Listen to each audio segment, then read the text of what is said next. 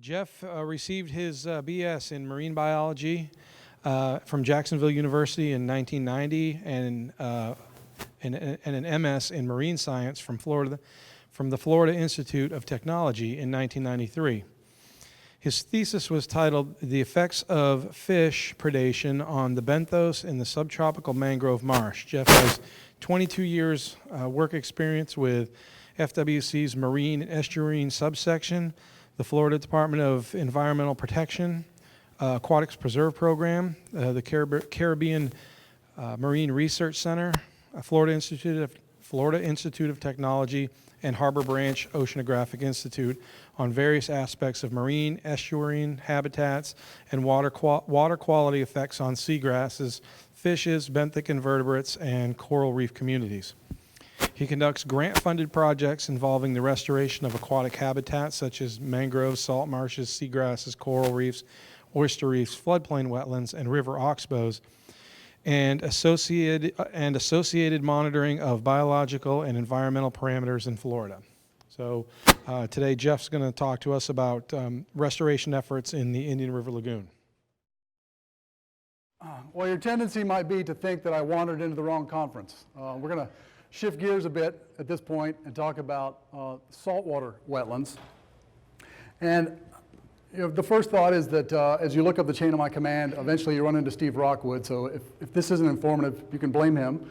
And then secondarily, I do believe that there's lots of application for what happens in the saltwater world for what it is that you guys do on a daily basis in terms of techniques and ecology and lessons learned. So hopefully you'll be able to take something away from this talk today in that regard. And when we think about coastal wetlands and waterfowl, which admittedly is not something I do a lot because I'm a fish guy by trade, we think of Merritt Island and Cape Canaveral area. Long history of impounding of wetlands for the reason of mosquito control purposes, salt marsh mosquitoes in this area, and just a tremendous history of determining waterfowl uses and the production of rupia and some of these other plant species that are important to waterfowl, and also striking this balance between reconnecting these wetlands to the estuary and the importance of fisheries habitat and so many other things, and how we balance that with the needs of waterfowl. So it's sort of the poster child when it comes to saltwater wetlands. And no doubt you've heard the story on this, that we reconnect wetlands in this fashion with culverts and pumps and whatnot.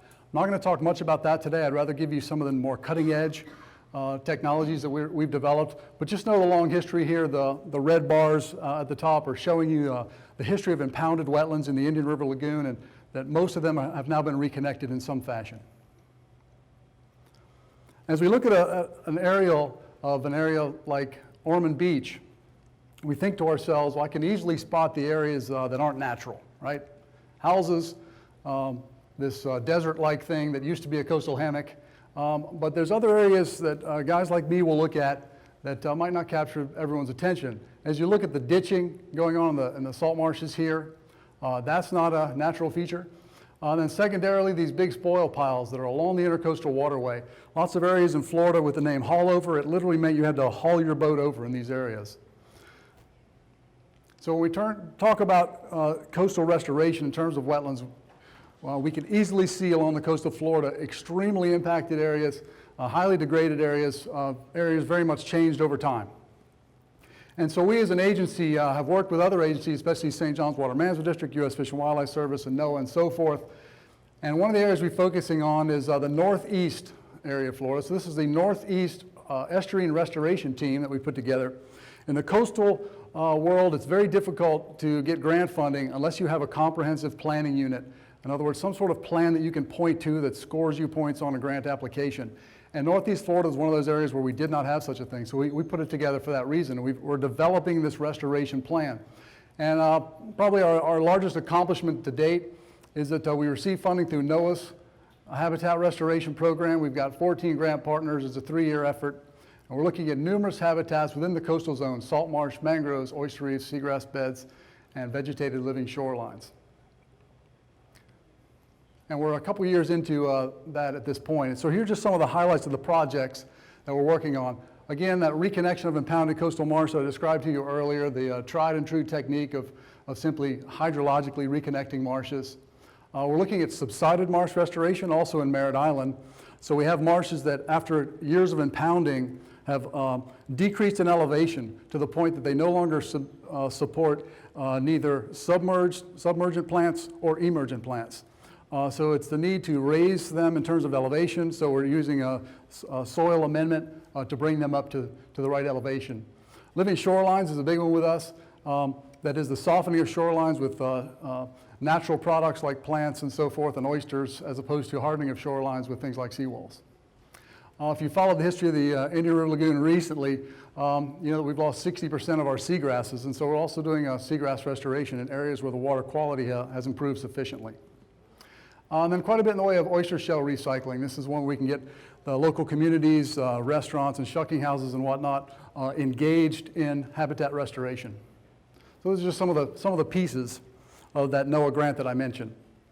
One of the other things we're doing more recently is, instead of simply putting in culverts into the perimeter dike around an impoundment, in some areas where the elevation is suitable, we're able to completely take out that impoundment berm. So here's an example of that happening. So this is sort of a unique situation that we're now learning that we can do. Here's an example of the spoil along the Intercoastal Waterway within North Peninsula State Park in North Daytona. So imagine this whole area was spoil that had been taken out to develop the Intercoastal Waterway, and now we're excavating that spoil out, taking it down to salt marsh elevation, thereby recreating the salt marsh.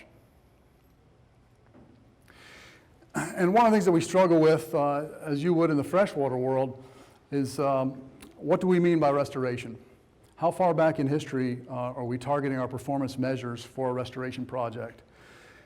And it's a fairly unique situation to talk to people in the northern end of the lagoon, for example, Mosquito Lagoon, where I spent a lot of time recently, describing to them that this is in fact what a pristine wetland should look like for them. We have such a shifted baseline that we're to the point that many people don't really understand exactly what a wetland should look like. So in the area of Mosquito Lagoon, it should look like this. Marsh succulents, things like Baetis and Salicornia and whatnot, with some mangroves mixed in. And so it's just the importance of understanding the wetland ecology that's critical to our ability to restore. And so when we talk about Mosquito Lagoon, the natural ecology is marsh residents, like the Keeley fishes, for example.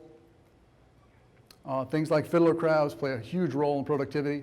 And then you have the transients that are in the open water, and as the tide comes up, these transients have access to the residents and are therefore consuming them. So we have this movement of transients into the marsh, and by the way, we could add to this things like wading bird and waterfowl, and they're consuming the residents, and the net productivity is moving out of the marsh into the open water or into the sky. And an important aspect of this is salt marsh mosquitoes. Landing rates of 200 bites a minute recorded in the 1800s. Mosquito Lagoon, when you talk to people that aren't from there, it doesn't sound like such a great place to be.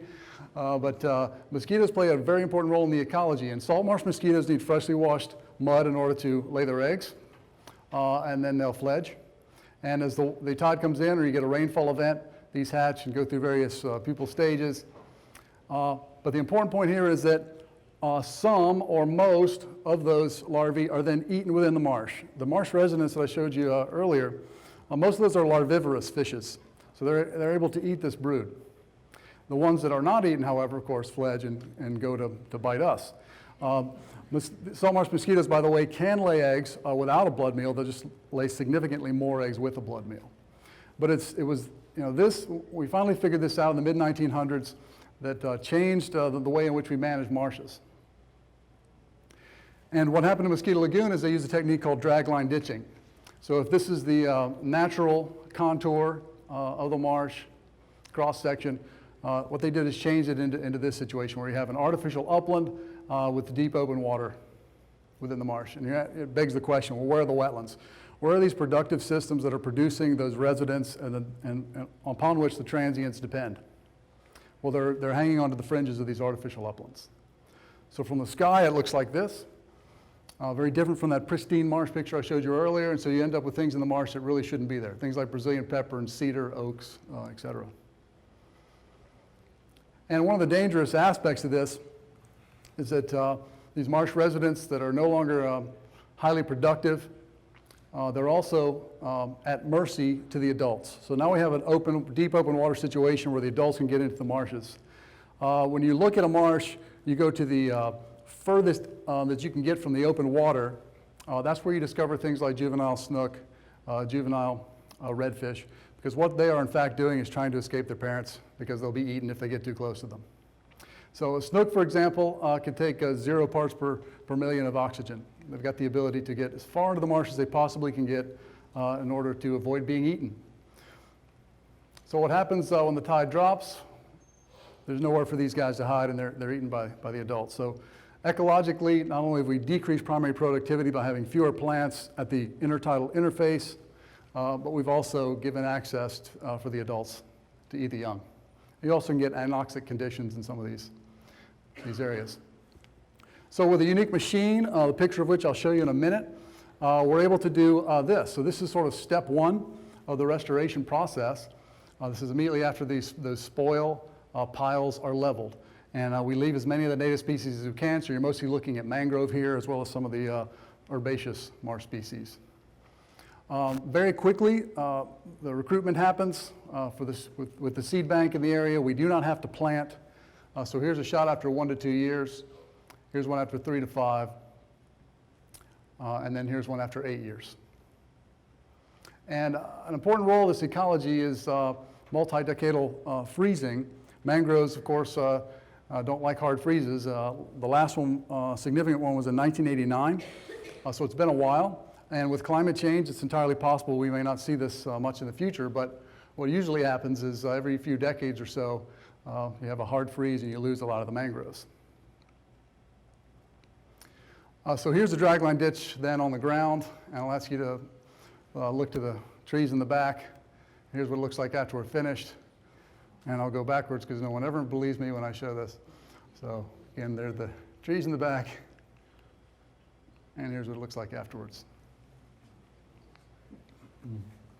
And of course, there's lots of ways we can develop our performance measures for doing a successful project. One of those courses using GIS. We can look at the amount of marsh surface. So on the right is actually the before. On the left is the after. So we're looking at the amount of wetland surface in this case. And we can do our calculations and discover that we restored 21 acres of marsh in that particular scenario. And then, of course, we can look at lots of the biota metrics. In this case, we're looking at things like plant density and species richness. And we look at these things in terms of their proximity to the open water. And what we discover is that very quickly we get species richness similar to that of controls, especially distant from the open water. And of course, we kept as many of the native plants as we could distant from the open water, so that's what you're seeing in that graphic. And then secondly, we look at plant density. It's amazing that these areas explode very quickly and often give you density greater than that of our controls. So just lots of different ways that we can measure our success in these sorts of programs. So here's the machine I mentioned. It's very interesting to watch previous speaker talk about machines that sink into the muck. This never happens with this machine. This is a floating machine. It's the only one like it in the state of Florida. They're built in Louisiana. $550,000 is the price tag on this. But it is a tracked machine, tracked excavator with floating pontoons. So this will float. It can also walk across marsh grasses, very low bearing weight. So it can walk across those marsh grasses without damaging them. And this is about as cheap as you're going to get when it comes to wetland restoration, around $3,700 an acre. Why is this important? Well, a study that was done in Mosquito Lagoon specifically shows us that every acre annually produces 50 pounds of fish. So our goal is to restore 600 acres in Volusia County alone, which would be 15 tons of fish annually. And as we all learned through things like Katrina, coastal wetlands are critically important for the storage of water and storm protection. And there's this one study out there then by Costanza that shows that each acre is worth roughly $13,000 in coastal protection. And as we as an agency look toward the future and the protection of our marine fisheries, especially our game fishes, the big three being snook, redfish, and spotted sea trout, we're considering all the tools in the arsenal. So for example, we've been working on hatchery-reared species. We have a hatchery in Port Manatee where we've developed techniques especially for rearing redfish. But we know without the habitat, we do not have the species. And so our agency is very much focused on habitat restoration, and so that's primarily what I do, for example. Why is this important? Might surprise you to know that Florida represents 39% of the nation's saltwater fishing. That's a multi-billion-dollar industry, and then when you add boating industry to the picture, we're talking many, many billions of dollars annually for the state, and to the tune of 32,000 jobs. So it's this saltwater hatchery and habitat initiative, that we're focusing on, and I'm sort of the habitat restoration side of that equation. And it's a three-pronged approach.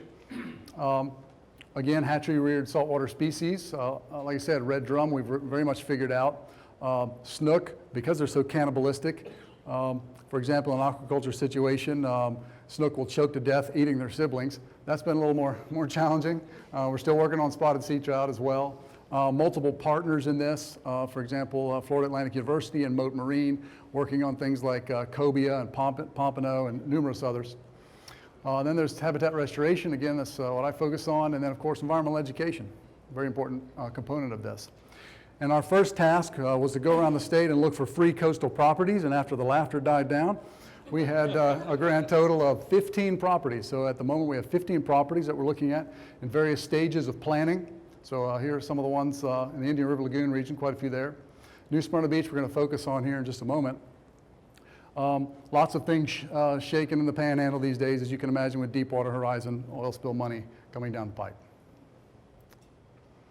And as I mentioned, we're working from this model that was developed in our Port Manatee site. So what you're looking at here is the effluent that's coming out of our fish hatchery and going into this created wetland. Create a wetland in the sense that this is not adjacent to open water, so we simulate tide twice a day. And here what we're growing is Spartina alterniflora, smooth cordgrass, the most common grass in coastal Florida. And what we're able to do is take plugs out of that. You're going to be seeing something on Tampa Bay restoration here, I think right after me. And we're part of that success story. So that little 2-acre marsh in the last 10 years has produced, over 1 million plugs that have gone into Tampa Bay as part of this restoration effort. So here's a picture of Clam Bayou. Lots of volunteers involved in this sort of transplanting. And here's what it looks like after a year. So if we get the elevation right, the plants do their thing. As I mentioned, New Smyrna Beach is one of our main focus areas at the moment. We received this property, 22 acres. It's the old high school site in New Smyrna. When the locals decided to build a new high school off-site, we inherited this property and are using it for a marine enhancement initiative. And the first task was to get rid of the buildings we couldn't keep. So we kept one building, and we moved a Marine Discovery Center, a local nonprofit, into that building, so they're handling a lot of our environmental education programs. These shots, by the way, were taken from a drone. I will put in a plug for this new technology being developed, with drones. Tremendous application for restoration monitoring. And so thanks to my friends at Florida Atlantic University at Harbor Branch for the ability to use it for these shots. So here's what it looked like after we took down the building.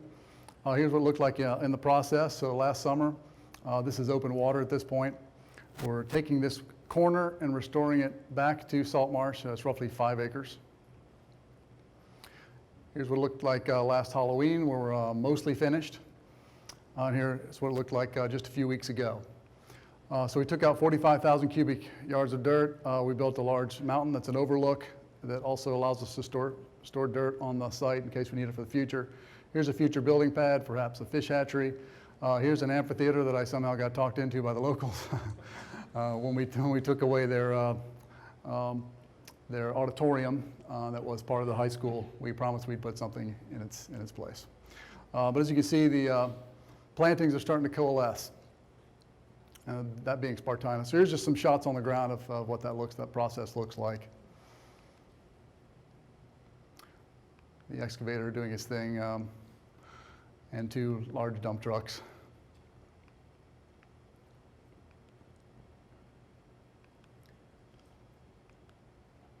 And here's what it looked like in April of this year. So the plants are really starting to come in despite being in a drought. Volunteers play a big role in what we do. So over 600 hours and over 25,000 plants put in by tremendous volunteers that work in the New Smyrna area, mostly that we had received through Marine Discovery Center, our nonprofit partner on the project. And I won't belabor you with details about the plants, but here are just some of the saltwater plants that we use. But the key here is that elevation is what's critical. So inches make the difference between plant succession and plant survivorship. So lots of things that we learned about this particular project. But the goal is to take plants from this marsh and use them for regional restoration projects. And so within 24 hours of flooding, by the way, we had these wading birds, so there are ibis in there. Haven't seen any ducks to my knowledge, but no doubt they use the site. And we're doing quite a bit in the way of monitoring, plant monitoring along quadrats along transects. We do fish monitoring with our volunteers. The first seining we did, so just 3 months post construction, there's a juvenile red drum already in the marsh. Juvenile gray snapper, one of the edible shrimps. But this is mostly what we're looking for. This is one of the Keeley fishes that you would normally associate with a marsh. Only a few of these captured because the plant structure and productivity is just not there yet. So we'll be looking for these populations to explode over time. So it's a matter of the right community structure in terms of fishes for us. And it's interesting to hear that you got 11 species in a cast net. Well, we can get 50 in a seine pool. So a little different. Yeah. So, one of the aspects of this sort of interesting is that if we're going to the trouble of making this new marsh, which would be here, we have this newly created interface between the marsh and the existing upland. What we thought we would do is put in a shoreline stabilization demonstration area. In other words, to show waterfront homeowners all the techniques at their disposal in order to stabilize a shoreline, from the softest of techniques to the hardest of techniques. And that was just my attempt to show my engineer what I wanted. But more importantly, here are pictures of the real thing. So here you have native plants with some oyster bags in front. And then you have terracing, also with oyster bags. There's a kayak launch here on the right-hand side. And this is a retaining wall. And then lastly, a seawall, which is probably the most common technique that's used for shoreline stabilization. Lots of these in Florida, mostly the concrete variety like you see here. And then here's riprap, in this case, coquina boulders. But our goal is just to show the cost-benefit ratio, how some of these are more environmentally friendly than others, and just have waterfront homeowners well-informed when it comes to making these decisions about protecting their property and what's best for our waterways. And in time, by the way, here's an example of riprap with plants interspersed, and so we'll be doing some of that in the future. And then here's the seawall close up, because one of the things we emphasize is the ability to retrofit an existing seawall. So here you have a coquina planter with spartina grass within it. Here you have oyster bags, and here you have riprap with spartina in front of it. And there are signs that just went into the site a few weeks ago that describe exactly what I've just said, and that is this concept of a living shoreline, that homeowners can choose environmentally friendly techniques, and how these things are important to the protection of the water, water quality, and the biota. And on these signs, we introduced a new website that we as an agency have just developed with the help of Marine Discovery Center. It's FloridaLivingShorelines.com. One-stop shopping for people to learn about these techniques of responsible shoreline stabilization. Lots of partners on this. I just want to highlight one, especially. We had a private partner on this, Costa Del Mar Sunglasses. Their corporate offices are in New Smyrna Beach, and they provided not only cash, but staff time as volunteers toward this project. So building these sorts of public-private partnerships is very important to us, and something we look to do even more in the future. And as I mentioned, one of the goals of this New Smyrna project is that site serve as a hub for regional restoration. And it can do that literally by the fact that we, by permit, can harvest 55,000 plants a year. So that's mangroves as well as herbaceous species.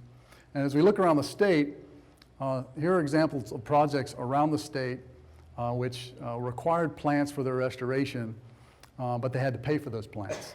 So they had to go to some nursery and be able to finish their project. So here's examples of projects that could benefit from this sort of situation. So that's up in the Panhandle. This is the larger picture there was Project Green Shores in Pensacola Bay. Here's another shot in the Panhandle. This is North Peninsula State Park. That's Spoil project I mentioned with Spartina going in. Another project up in the Panhandle, Mariculture Farm. And then here's a spoil island in Fort Pierce, which is my neck of the woods, and I'll show you more on that in a moment. Again, this is concept of living shorelines. Here's an example of Palm Beach County where a living shoreline of a seawall and coquina planter that was put in, so a retrofitting of an existing seawall, and here in this case, mangroves were used. So our goal is to do this not only on public properties, but perhaps private properties in the future. And I promised you more about the spoil islands. So there's 137 spoil islands in the Indian River Lagoon, again created when they dredged the Intercoastal Waterway. That's over 700 acres of habitat, and I use that term habitat loosely because most of the islands are something like this. A fringe of mangroves with an impenetrable forest of Australian pine and Brazilian pepper in the center. So not much in the way of useful habitat. And so we were approached by Department of Transportation many years ago looking for mitigation scenarios for raising 2 causeways over the Indian River Lagoon. They're going to have seagrass and mangrove impacts. And so we talked them into this project. And so they denuded the island of the exotics, there's the burn piles, and built a $1 million dock, the largest dock you've ever seen, which was then removed because it was over seagrass bed. It was removed at the end of the project. This is roughly a $5 million project total, by the way. And what they created was a coastal hammock on the north side, a seagrass planter in the middle, a mangrove planter in the middle, and a seagrass lagoon on the south side. And just here's time series of what that looks like over time as you see the mangrove swamp develop, as well as the seagrass bed. In this case, many tens of thousands of mangroves planted, some Spartina along the ecotone between the lagoon and the planter. No seagrass is transplanted, they came in naturally. And then here are just some shots on the ground as we see that plant succession over time. But a really good project, lots of grad students and undergrads out there. Same thing true that's happening in our New Smyrna project. Our goal is to have volunteers get involved not only in the restoration process, but also students of all ages to get involved in the sort of research and monitoring aspects of these as well. So numerous universities involved, et cetera.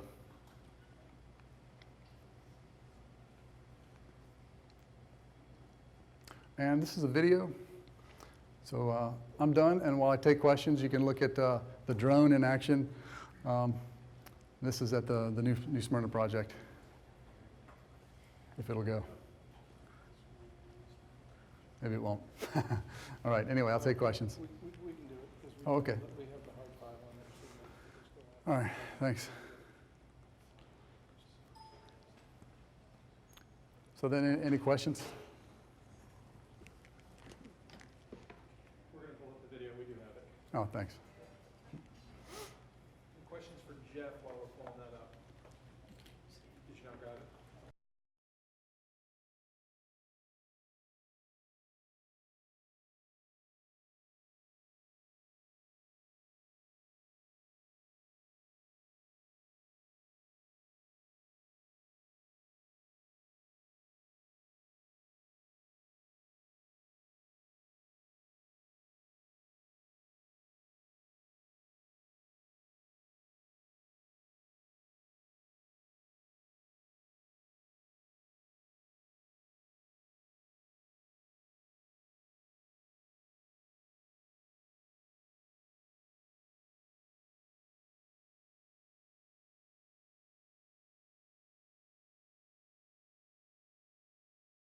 St. John's Water Management District was a major contributor toward the project, not only in staff time, engineering time, but we used one of their blanket contractors in order to accomplish the work. It was mostly paid for by NOAA, and then quite a bit of matched staff time by FWC and Water Management District, and lots of volunteers.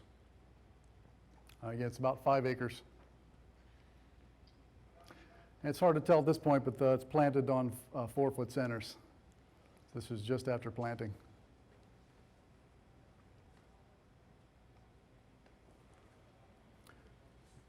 We got any questions?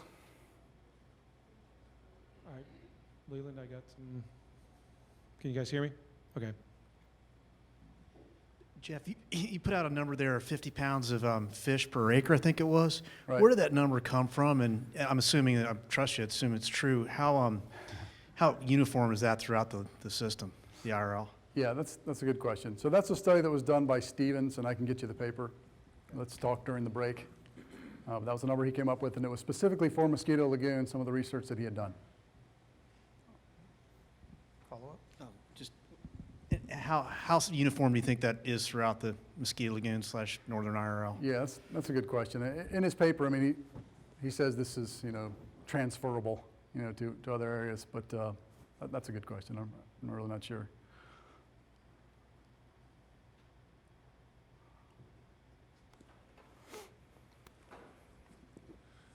Hi, Jeff. Thanks for the talk. Why were the spoil islands on Mosquito Lagoon not taken down further, maybe completely? Right. Yeah, so in some cases, though, there's only been a few of these projects done, by the way, the large scale, what I would call large scale spoil island restoration. So the cost is all about mobilization of dirt and having a place to put it. So the Fort Pierce project, for example, was very close to Fort Pierce Port. Private landowner that was willing to not only receive the dirt, but sell it and defray some of the cost of the project. So it's all about, the storage, mobilization and storage, and end result, end fate of the spoil.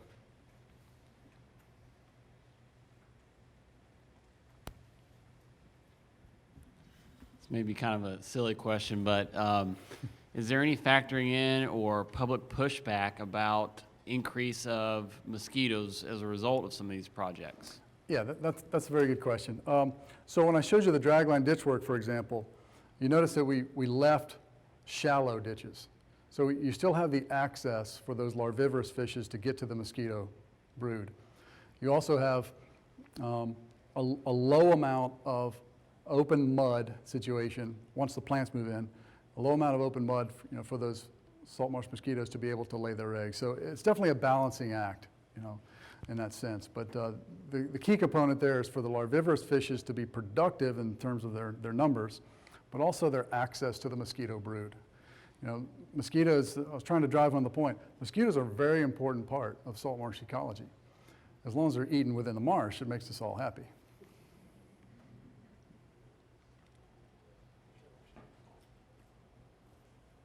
Hey, Jeff. Question, in the Atlantic Flyway, we know about 60% of the scaup population overwinters in Florida, and a good portion of those can be found in the Indian River Lagoon, and especially associated with the seagrass and the pelecypods down there. Can you give us an update on how the lagoon looks with regard to seagrasses? So in some areas, it's coming back. Thank you for not asking me really a duck question. It was kind of a veiled duck question. But so seagrasses are in fact coming back. It's a bit disturbing though that in places the water quality is coming back, and by water quality I mostly mean water clarity.